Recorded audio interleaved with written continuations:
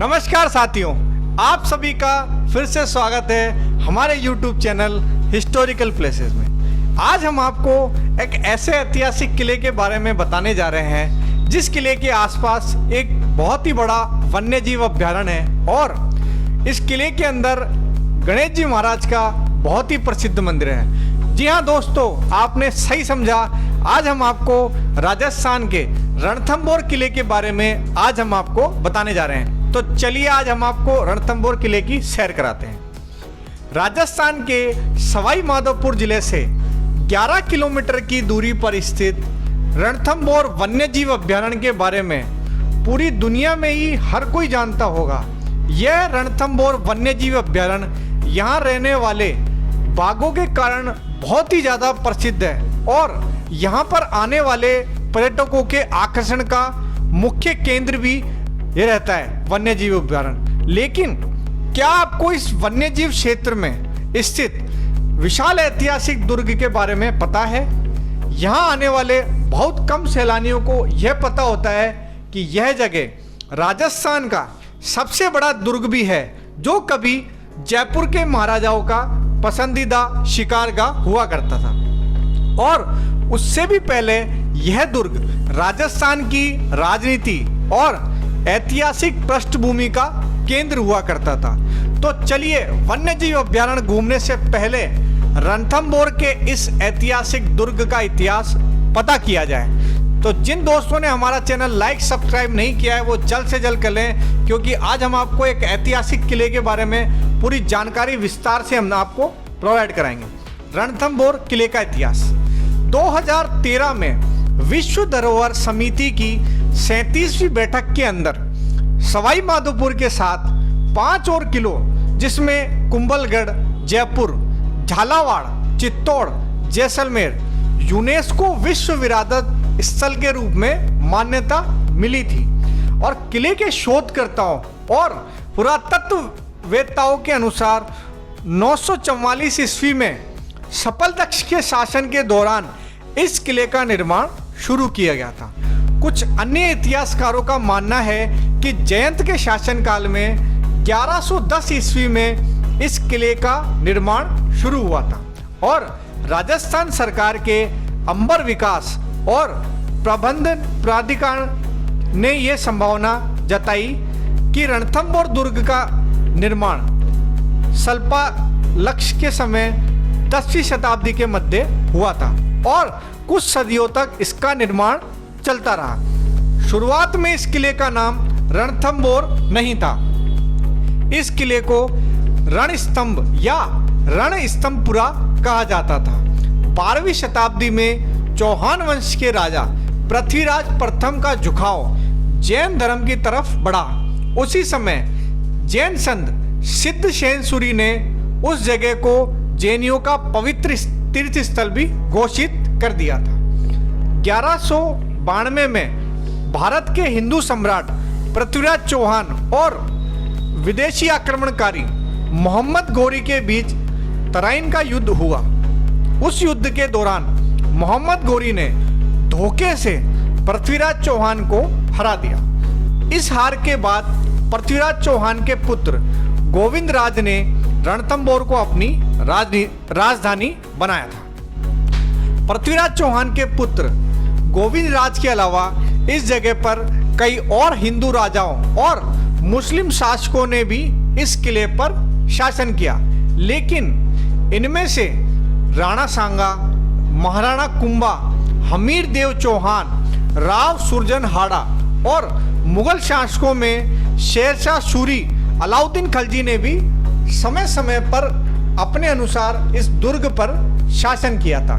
लेकिन राणा हमीर देव चौहान का जो शासनकाल रहा रणथंभौर दुर्ग का सबसे प्रसिद्ध शासनकाल माना जाता है। हमीर देव का शासन सन 1282 ईस्वी से लेकर 1301 ईस्वी तक रहा। हमीर देव के 19 वर्ष के शासनकाल के समय रणथंभौर की ख्याति चारों ओर फैल गई थी और अपने शासनकाल में हमीर देव ने कुल 17 युद्ध किए, जिनमें से 13 में उन्हें विजय प्राप्त हुई और मेवाड़ के राणा सांगा जब खानवा के युद्ध में पूर्ण रूप से घायल हो गए थे, तभी उस समय इलाज के लिए राणा ने कुछ समय इस दुर्ग में भी बिताया था। हमीर देव के शासन से पहले रणथंभौर दुर्ग पर बहुत सारे बाहरी आक्रमण हुए और आने वाले समय में यह दुर्ग लगातार युद्ध के दंश झेलता रहा। इस दुर्ग के आधिपत्य जमाने के लिए राजपूत और मुगल शासकों ने लगातार आक्रमण किया। कुतुबुद्दीन ऐबक से लेकर मुगल शासक अकबर के समय तक इस दुर्ग पर अनेक बार हमले हुए। इन आक्रमणों की शुरुआत 1192 में पृथ्वीराज चौहान की मोहम्मद गोरी से युद्ध में हार मिलने के बाद यह क्रम शुरू हुआ, जो 18वीं शताब्दी तक चलता रहा। पृथ्वीराज की मृत्यु के पश्चात 1209 में चौहानों ने मोहम्मद गोरी पर इस दुर्ग का अधिकार करने के लिए वापस आक्रमण कर दिया था और दोबारा इस दुर्ग पर उन्होंने अपना अधिकार जमा लिया था।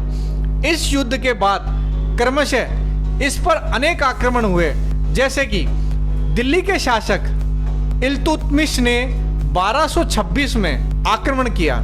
इसके बाद इल्तुतमिश की मौत के बाद 1236 में रजिया सुल्तान ने यहाँ पर कब्जा कर लिया था। 1248 से 1258 में बलबन ने भी इस जगह पर कई आक्रमण किए। 1290 से 1292 में जलालुद्दीन खिलजी ने भी इस दुर्ग पर आक्रमण किए थे। 1301 में भी अलाउद्दीन खिलजी के अलावा इस पर 2 बार और आक्रमण हुए। तब सबके बाद 1325 में फिरोज शाह तुगलक और 1489 में मालवा के मुहम्मद खिलजी और 1529 में मेवाड़ के महाराणा कुंभा और 1530 में गुजरात के बहादुर शाह और 1543 में शेर शाह सूरी ने आक्रमण किया। 1569 अकबर ने उस समय की आमेर रियासत के राजाओं के साथ मिलकर इस दुर्ग पर हमला किया था और उस समय के रणथंभौर दुर्ग किले के तत्कालीन शासक राव सुरजनहाड़ा से एक संधि कर ली थी। 17वीं शताब्दी में यह किला जयपुर के कछवाहा महाराजाओं के अधीन हो गया था और इसके पश्चात यह किला भारत की स्वतंत्रता तक जयपुर रियासत का हिस्सा भी बना रहा और समय के साथ साथ यह किला और किले के आसपास का क्षेत्र जयपुर के महाराजाओं की पसंदीदा शिकार स्थली भी बन चुका था। 18वीं शताब्दी में सवाई माधो सिंह ने मुगल शासकों को विनती करके रणथंभौर के आसपास के गांव का विनाश करना शुरू कर दिया था, जिससे इस किले को भी काफी मजबूती मिली थी और समय के साथ साथ इस गांव का नाम बदलकर सवाई माधोपुर कर दिया गया था। 1964 के बाद से ही यह किला भारतीय पुरातत्व सर्वेक्षण के नियंत्रण में है। अब हम आपको रणथंभौर किले में घूमने की जगह के बारे में हम आपको विस्तार से बताते हैं। वैसे यहाँ वाला जो पर्यटक अपने मन में एक यही विचार लेके आता है कि हम यहाँ पे पहुंचकर रणथंभौर वन्यजीव अभ्यारण्य की जंगल सफारी करनी है और यही सोचता है कि सिर्फ एक बार हमको शेर दिख जाए। लेकिन अगर आप यहाँ पर आते हो और रणथंभौर का दुर्ग अगर नहीं देखते हो तो आप बहुत सी चीज़ें छोड़ के जाने वाले हैं। और वैसे तो मैंने इस अच्छे से इस दुर्ग का इतिहास आपको बताने की कोशिश की है, लेकिन अगर आप यहाँ पर आते हैं और इस दुर्ग को अच्छे से देखते हैं तो आपको और भी अच्छा लगेगा और आप इस दुर्ग के इतिहास को महसूस भी कर पाएंगे। घने जंगल के बीच बना हुआ यह किला आपको तब तक दिखाई नहीं देता है जब तक आप इसके नजदीक नहीं पहुंच जाते हैं। समुद्र तल से इस दुर्ग की ऊंचाई मात्र 1578 फीट है। दुर्ग की चढ़ाई करना ज्यादा मुश्किल नहीं है। एक बार किले के ऊपर पहुंच जाने के बाद आपको रणथंभौर वन्यजीव अभ्यारण्य के बहुत ही सुंदर दृश्य दिखाई देते हैं, जिन्हें आप अपने कैमरे में जरूर कैद करना चाहेंगे। अब हम आपको रणथंभौर दुर्ग की कुछ ऐतिहासिक धरोहर के बारे में हम आपको बताते हैं। 2013 में विश्व धरोहर की 37वीं बैठक के अंदर सवाई माधोपुर जिले में स्थित रणथंभौर दुर्ग को यूनेस्को विश्व विरासत स्थल के रूप में मान्यता प्रदान की गई। यह स्थित वन्यजीव अभयारण्य की वजह से आज यह जगह पूरे विश्व में अपनी एक अलग पहचान रखती है। लगभग 1000 साल से भी ज़्यादा पुराना यह किला अपने अंदर बहुत सारी ऐतिहासिक धरोहर को संजोए हुए बैठा है। किले में जब भी आप प्रवेश करते हैं तो सबसे पहले आप नौलखा गेट से इस किले में प्रवेश करते हैं। उसके बाद आप 32 खंबा, अन्नपूर्णा मंदिर, जैन मंदिर, रानी हवेली और राजस्थान के सबसे पुराने गणेश मंदिर जैसी ऐतिहासिक विरासतें आपको देखने को मिलती हैं।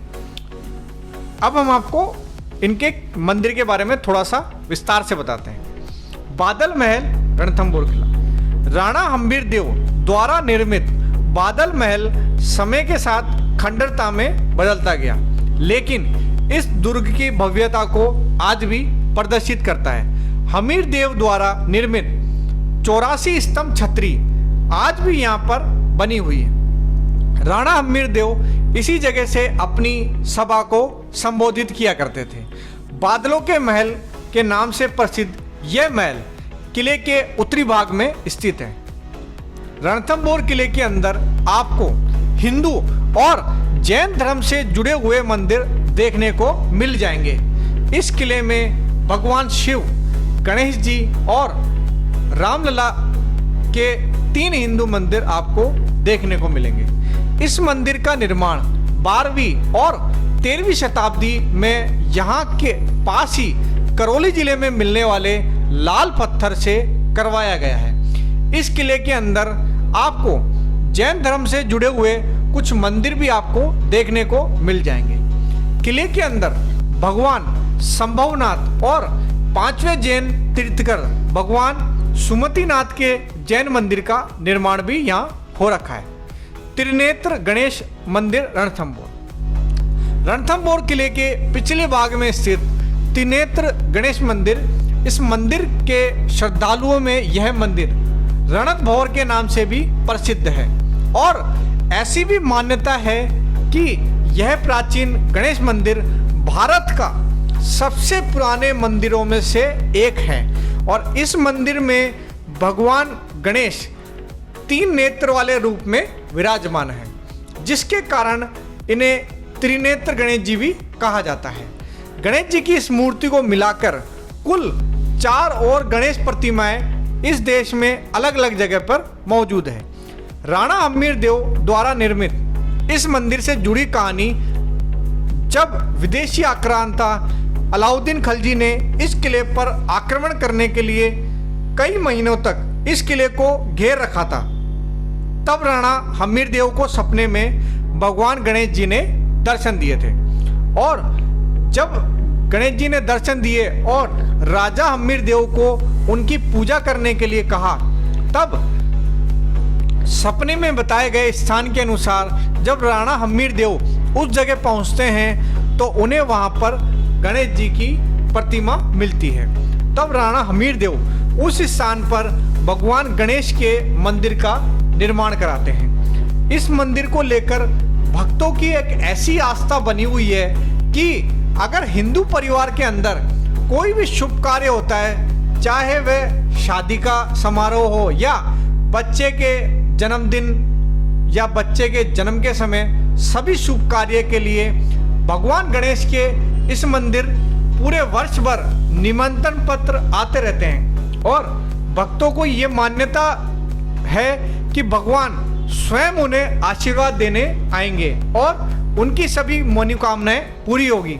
और आज भी इस मंदिर में हमेशा ढेर सारे पत्र डाक कुरियर से आते रहते हैं। गणेश त्रिनेत्र गणेश के रूप में विराजमान भगवान गणेश की तीसरे नेत्र को ज्ञान का प्रतीक माना जाता है। इस मंदिर में भगवान अपने पूरे परिवार के साथ विराजमान है उनकी दोनों पत्नियां रिद्धि और सिद्धि, साथ में ही भगवान के दोनों पुत्र शुभ और लाभ के दर्शन इस मंदिर में होते हैं। पूरे भारत में यह एक ऐसा इकलौता मंदिर है जहां पर भगवान गणेश अपने पूरे परिवार के साथ विराजमान है। पूरे देश में ऐसे 4 गणेश मंदिर है जिनमें रणथंभौर स्थित त्रिनेत्र गणेश जी का स्थान सबसे सर्वप्रथम है। इस गणेश मंदिर के अलावा बाकी गणेश मंदिर देश के अन्य राज्यों में स्थित है, जिनमें से सिद्धपुर गणेश मंदिर जो कि गुजरात में स्थित है और अवंतिका गणेश मंदिर जो कि उज्जैन में स्थित है और सिद्धपुर सीहोर मंदिर जो मध्य प्रदेश में स्थित है। भाद्रपद शुक्ल की चतुर्थी को हर साल इस मंदिर में एक बहुत ही बड़े मेले का आयोजन किया जाता है, जिसमें लाखों गणेश भक्त भगवान के दर्शन के लिए यहाँ पर आते हैं। अब हम आपको बताते हैं गणेश जी के मंदिर के दर्शन करने का समय। त्रिनेत्र गणेश मंदिर में दर्शन और आरती का समय प्रतिदिन सुबह 6 बजे, सुबह 9 बजे, दोपहर को 6:30 बजे और रात को 8 बजे रहता है। अब हम आपको पद्म तालाब रणथंभौर के बारे में बताते हैं।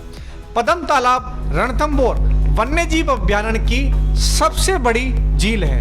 यह झील चारों तरफ घने और पहाड़ों से मिली हुई है। इस झील के आसपास अनेक सुंदर वनस्पति भी आपको देखने को मिल जाएगी और जंगल के बीच में स्थित होने के कारण शाम के समय आपको यहाँ पर जंगली जानवर भी देखे जा सकते हैं। अगर आपकी किस्मत अच्छी है तो अगर आप यहाँ घूमने आ रहे हैं तो शाम के समय आपको यहाँ चिंकारा भी देखने को मिल सकता है। और यह तालाब रणथंभौर टाइगर रिजर्व में बना हुआ है और सुबह शाम दिन में 2 बार खुलता है। जोगी महल 17वीं शताब्दी में रणथंभौर जयपुर राजघराने के आधिपत्य में आ गया था।